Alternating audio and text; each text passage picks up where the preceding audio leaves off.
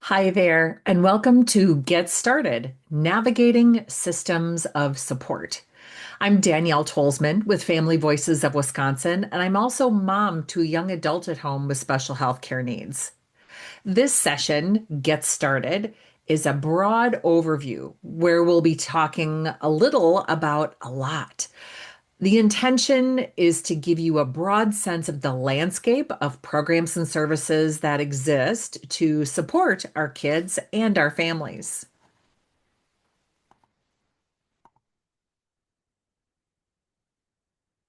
Before we get started, a little bit about us. Family Voices of Wisconsin is the state affiliate of National Family Voices. We're a small nonprofit, but we've been around a while. This is our 30th year. All of us on staff are parents of kids with special health care needs. So when we tell you that we've been there and that we understand, frankly, you can believe that we really do. Our focus is on giving you the information you need to make informed decisions about what fits best for your family. We do that through learning sessions, just like this one, our email newsletters, and our online resource library, which is where you can find plain language articles and fact sheets on more than 70 different topics.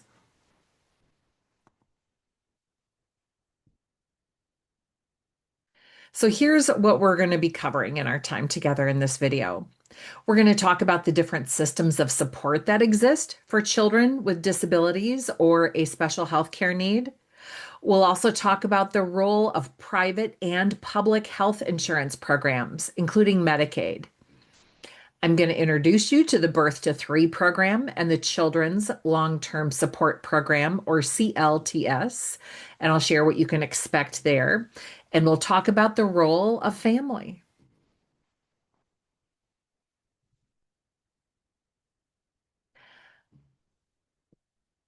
If I can be candid for a moment, I remember sitting where you are right after a recent diagnosis.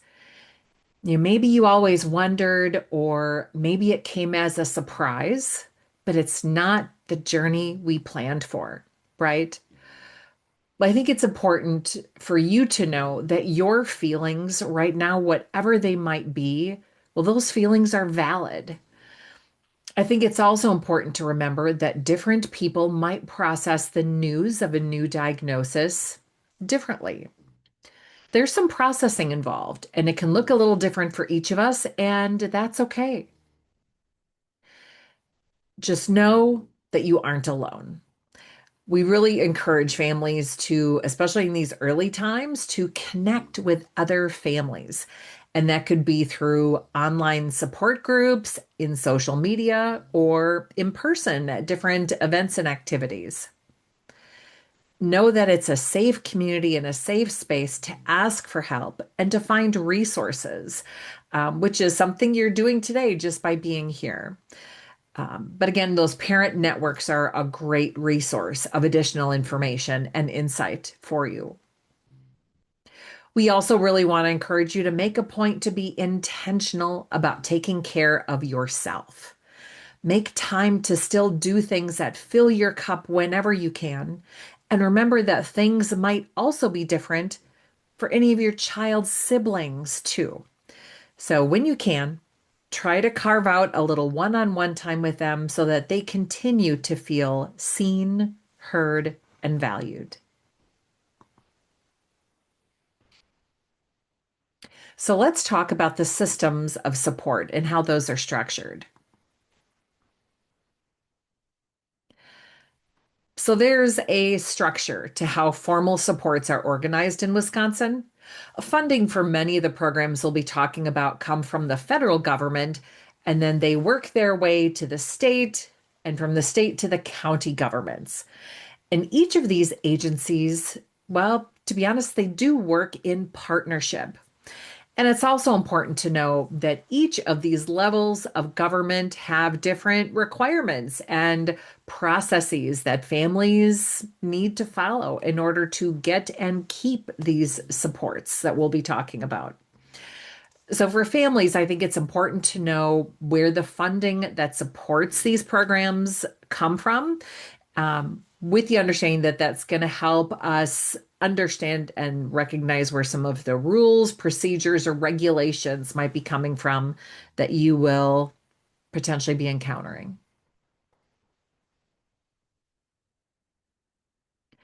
So, when it comes to understanding funding and support system regulations, it's also important to know that your family's services might not look the same as that of others. Even with the same medical diagnosis or the same education supports, different families have different goals and different needs. So just, we encourage families to have that in mind. It can also be helpful to understand the structure and the intention of programs and agencies because that can help you navigate from a informed perspective within those systems and programs. And it can also clue you in as to who you might want to call or where to go if you have a need for any additional help or assistance.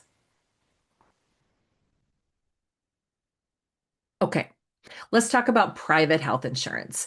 If you have private insurance now, well, you might start interacting with that private health insurance plan a little bit differently if you have a child with a new diagnosis. So let's talk about that.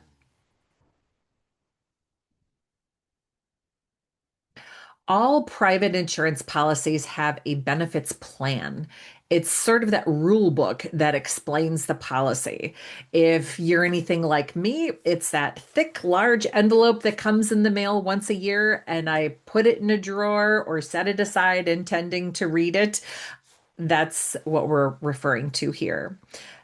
That benefits plan outlines what's covered and what's not.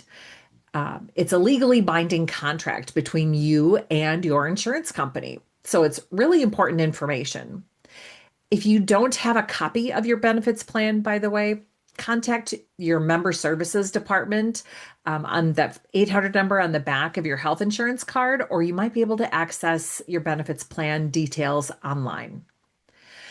As your child sees new medical providers, new specialists, maybe engages in new treatment or new therapies, it's important to know what your private health insurance plan is going to cover. And that's where you can go back to that benefits plan, well, and read that fine print. Find out, do you have a copay or coinsurance? Do you have to meet a deductible before the insurance is going to cover the cost of care? Do they have a limit on the number of visits for some things, like some specialized therapy? That's pretty common. You're probably not going to be utilizing your private insurance the same way you used to. So, this is a good time to revisit your coverage.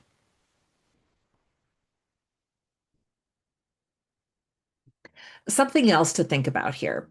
Some private plans offer what's called a disabled dependent provision. Not all, but some do. It's worth finding out if yours does. And here's why. It will allow coverage for some children into adulthood past the age of 26 for as long as parents carry that insurance. And that's really important to know if maybe you're looking at a job change or an insurance change, or if you're looking at buying private health insurance and you're comparing some different plans. It can be worthwhile to look for one that has that disabled dependent provision. It's also important for you to know that there are some coverages at the state or are federally required to be included in health plans, but there are some exceptions. So be on the lookout for those. And by the way, there are benefits to having both private insurance and Medicaid coverage. Even if you have really, really good private insurance, well, there will be things that they don't cover that will bubble up.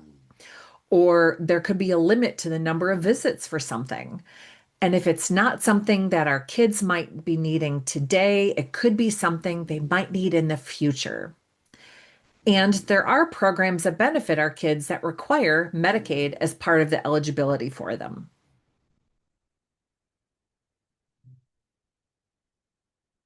So, with that, let's talk a little about Medicaid.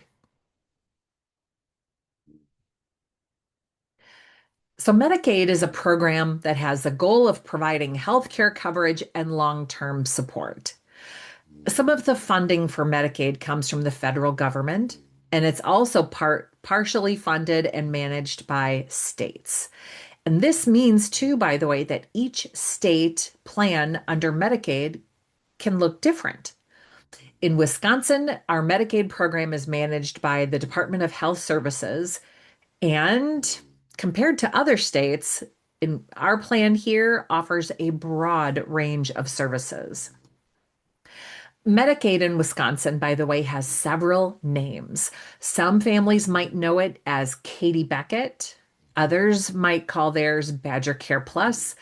It can be helpful to think of these names as actually being doorways. They all lead to what is ultimately at the core a very, very similar health plan. They just have different doorways to access it. An important point about Medicaid: once your child is found eligible, they remain eligible for 12 months unless you move out of state. So, for example, if your income changes, your child will remain eligible still for that 1 year period. It's designed to keep families from being impacted by things like that 3 paycheck month, which could potentially put them over the usual income guidelines, for example. And this 12-month is this plan is called continuous coverage.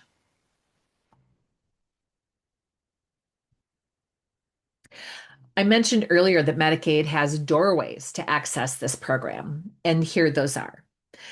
The disability doorway is known as Katie Beckett, and this program considers the child's income, not the family's, by the way, just the child's, and the child's degree of disability. Another doorway is related to just family income, and that could be Badger Care Plus. The third common doorway is through SSI eligibility. Usually, when a child is found to meet the standard of care to be SSI eligible, that also meets the standard for Medicaid. So let's spend just a few seconds talking about each of these doorways. Katie Beckett Medicaid considers your child's disability and only the child's income. The state or the county will complete with you what's called a functional screen, which is essentially a series of questions during an in-person visit. And they do that to establish if the child meets the level of care needed in order to qualify. And this screening step, by the way, is repeated annually. Katie Beckett Medicaid is for children under age 19.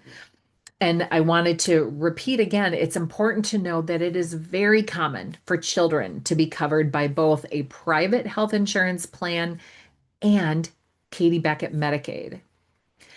And I want to raise here again that even if right now you're thinking, I have great private health insurance, so why would I be interested in this? Well, a few things to remember. One is that having that private insurance, well, that can change. So have this as a safety net for our kids. And there are limitations to what even the best private plans will offer.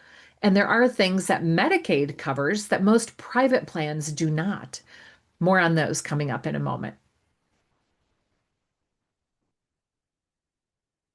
Badger Care Plus is the health care program for low income Wisconsin residents. That can include children, pregnant women, and adults. And for those who are in the foster care system, when they turned 18, they are eligible for coverage up to age 25. Families can apply online anytime. If you've applied in the past, by the way, and weren't found eligible, you might want to apply again because eligibility guidelines do change. Once you're enrolled in a Badger Care Plus HMO, you'll get a packet in the mail that's going to explain your HMO and the contact information. Supplemental Security Income, or SSI for our kids, is another doorway to Medicaid. SSI uses two standards to decide a child's eligibility. First, the child's disability must be significant. And second, the family's income must be below um, a given number. Children that are SSI eligible are also very, very often then by default Medicaid eligible. I mentioned earlier about our robust coverage plan that we have under Medicaid in Wisconsin. And there are some in bold on this slide that I wanted to point out because these are things that Medicaid covers that most private plans do not. And that can include things like dental services, home and community-based services, including children's long-term support or CLTS. Medicaid can cover some medical supplies, including things like incontinence supplies or even diapers above a certain age, and equipment, mental health and psychosocial rehab services, personal care services, private duty nursing services, speech, hearing, and language disorder services, and even transportation to obtain medical care.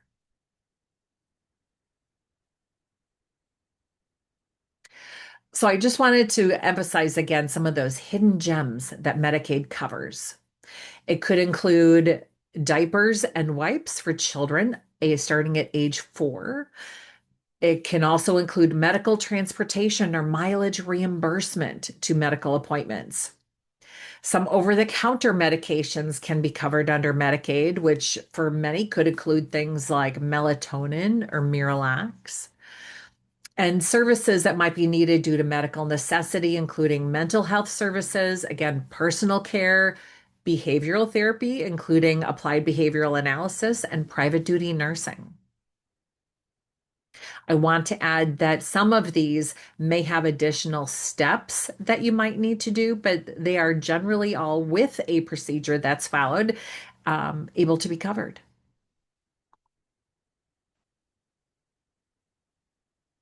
I'd like to highlight some of the other areas around mental health services that are covered under Medicaid. That can include visits with private or community-based mental health providers, county administered mental health programs, and for children with more complex mental health, behavioral, or substance use needs, there are programs including CST, that coordinated service teams or that wrap around holistic care, CCS, or comprehensive community services. And it's also important to know that for any of these programs, family is considered an important team member when these plans are being made.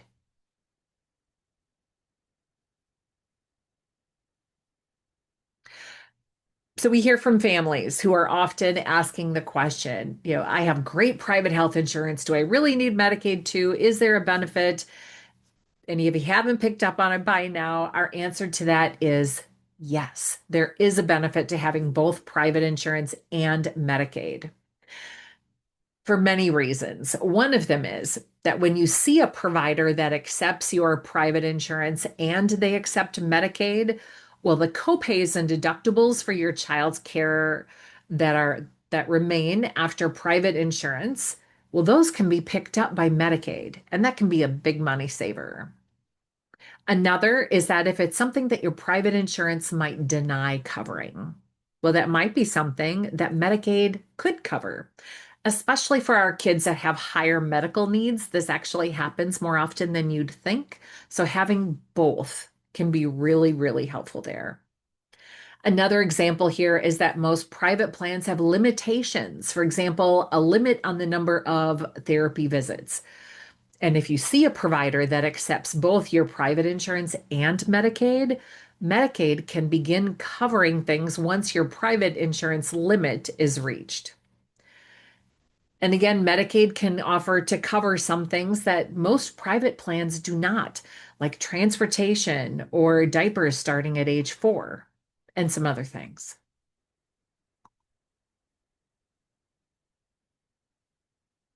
So let's assume for a moment that you have both private insurance and Medicaid. What do you need to know about that?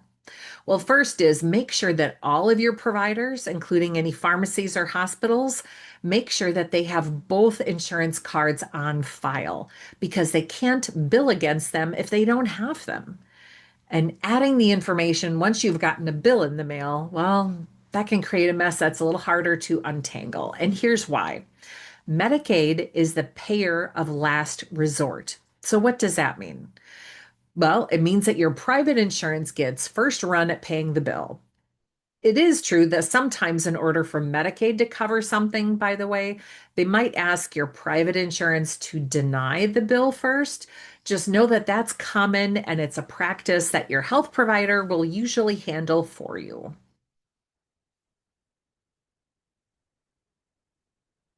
So, all of this, right, can be a lot to untangle, and we're just scratching the surface here. An agency called Covering Wisconsin has healthcare navigators who provide free in person help to enroll in health insurance and how to use your health insurance and to help navigate through these multiple programs. By the way, they can also help you walk through the application for Badger Care Plus.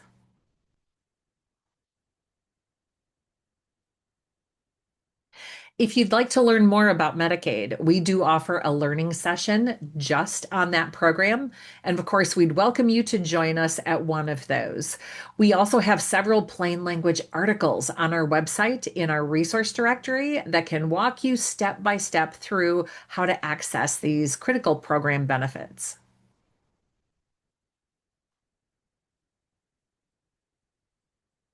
Okay. So let's talk about two important community programs, Birth to Three and the Children's Long-Term Support Program, or CLTS. Let's start with Birth to Three. A little about this program. Each county has one. They're operated at the county level.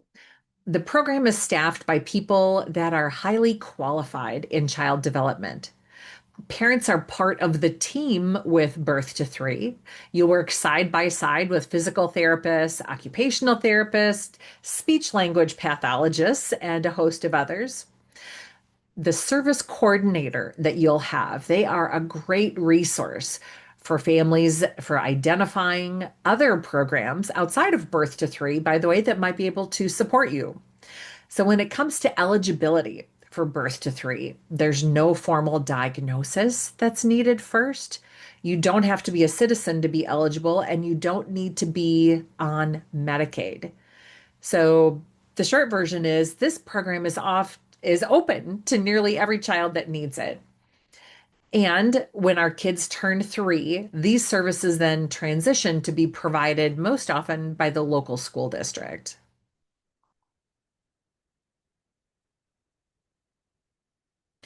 Long-term supports are programs and services that help our kids live and thrive in their communities. Um, the list of what this program can provide includes a wide variety of things that are meant to create independence and, frankly, really promote community inclusion. This can include things like adaptive aids, home modifications, parent training and education, peer support, respite so parents can take that all important break, specialized equipment or vehicle modifications. And those are just some examples.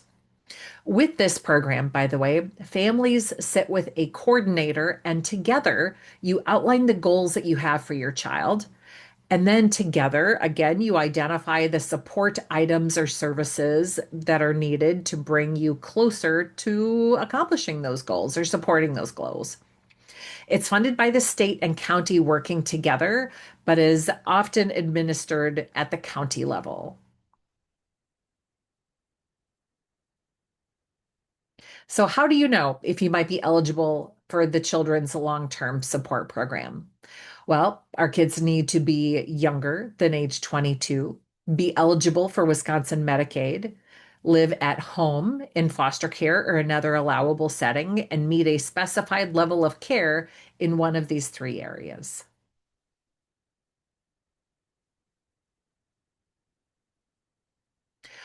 While in this program, Families, you're going to interact the most with a support and service coordinator. Now, this person isn't necessarily a case manager or a social worker, although they could be by training. They are a coordinator. They coordinate. You can expect to hear from them monthly and to meet in person with you and your child at least twice a year. Coordinators use a philosophy called deciding together, which really is there to underline that families and the coordinators work side by side to support our kids. Coordinators are employed by the program's county waiver agency, which could be the county, or in some areas, the counties will subcontract that role to a local organization. But even in those cases, it's important to know that it is still ultimately the county that has the responsibility of ensuring that things go well.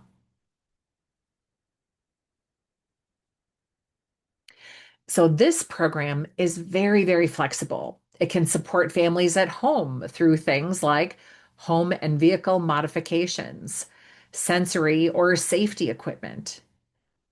It supports families in the community through things like supporting childcare supplemental costs, mentoring, and even some transportation. This program supports our kids at play through things like memberships and swimming lessons, including one-on-one or in a small group. CLTS supports the whole family through things like respite, again, that all important break, and through parent education, including potentially conference registration costs. The Children's Community Options Program, or CCOP, is meant to help families meet needs by funding the necessities that build a family's capacity. CCOP, by the way, is a flexible program that can be used by families who aren't eligible for Medicaid or aren't eligible for CLTS. CCOP can be used for the creative, inclusive, and recreational things for the child and the whole family to be more integrated in the community. Some examples of what CCOP might be used for could include aquatic therapy or horseback riding therapy. Others have used it to buy one-time things for their families, maybe a technology that's needed for communication. For myself, my family, we were able to use CCOP funds for a specialized trailer for my son's full-sized three-wheeled bicycle. We live on a busy road, and without that trailer, we couldn't take this very heavy bicycle to the bike path where the whole family could enjoy that recreational activity. And CCOP made that possible. Families can utilize CCOP and CLTS, by the way.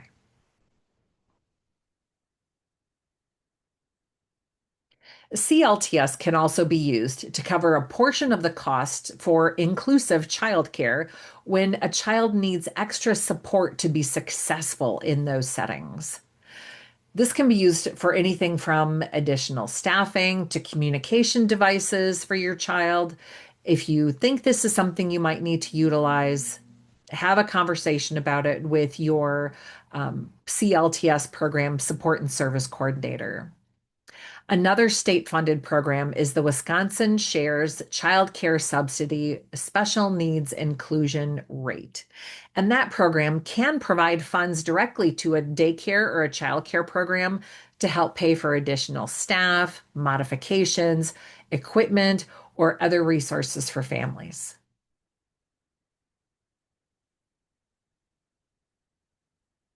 So let's assume that you applied for CLTS or Medicaid, frankly, and you're at that functional screening step. When you're talking with the person doing the functional screen, it's really important to be realistic about what comes easily for our kids and about the things that are difficult. And I'd like to explain why that is. As a parent, I get it. We spend a lot of time focusing on the things that our kids can do well, right? And emphasizing their strengths, thinking of them always from the perspective of their best day, myself included. However, screening time is when you really want to be candid. Some have even said, picture your child on one of their hardest days and use that as a frame of reference. Not only is getting this screener right going to be important for eligibility for these programs, but if something were to happen to you, sometimes the screen results are used to figure out the type of care that our kids are going to need if we aren't here to provide it. So, sugarcoating their abilities won't help someone new stepping into the picture. Let's talk about these examples for a moment. You know, Ben can dress himself independently. Well, can the can he physically put on clothing? Perhaps. But a realistic response might be, without me setting out his clothes each day, he wouldn't be dressed appropriately for the weather. Another example around communication, I totally get it with this one. I have a non-speaking granddaughter, and I've gotten pretty good at interpreting what she's meaning, but that's not the same as speaking. Again, the example here, Michaela can communicate her needs to me. Rosie, a realistic perspective might be people who aren't familiar with her won't know what she wants or can't understand what she's saying. I also wanted to add here that if they ask a question that sounds like they're looking for a yes or no answer, but for your child it isn't, be sure to explain that. Even though the question might be phrased to you as being a yes or no question, that doesn't mean that your response needs to be. Finally, on this topic, I want to acknowledge that having these kinds of conversations in front of our kids, candidly, can be really difficult. So know that if you'd like, when you get to this part of things, it's okay to have them play in another room or to be busy with a trusted friend or caregiver.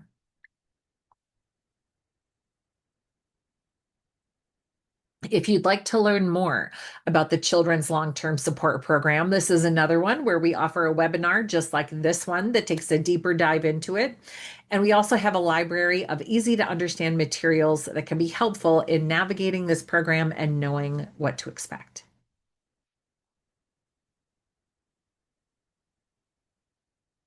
Okay, now let's finish with a few things beyond healthcare. We've covered a lot, but you've got this. And remember that no one knows your child better than you. So, welcome to the world of being an advocate. It's important to recognize that parents are partners in their child's health. You do have a voice and you should participate actively in making decisions. You are part of a team that is supporting your child. And you're going to find these teams at the clinic or at the hospital, maybe in your work with the Birth to Three program or the children's long-term support staff or your school IEP teams or all of the above. But the important part here is for you to please remember that you are not voiceless. You are the expert on your child at these tables.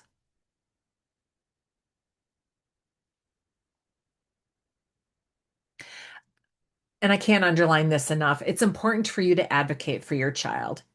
Your goal is to help other people understand your concerns and what they can do to help and support you.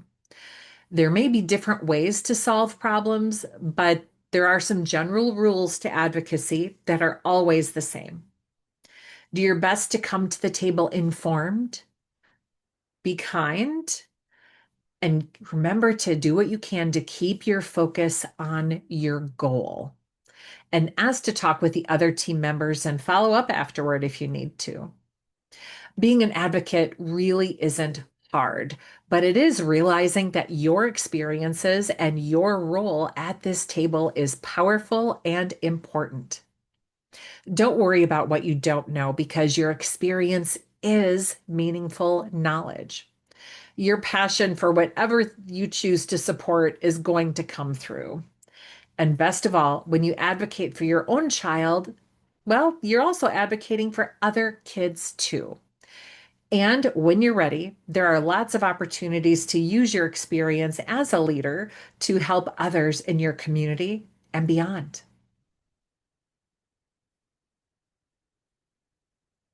In closing, remember that your child is the same kiddo they were the day before their diagnosis.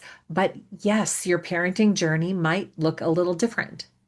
It's okay to take a minute to process what's different, keep learning, remember to lean on others, and to take care of yourself.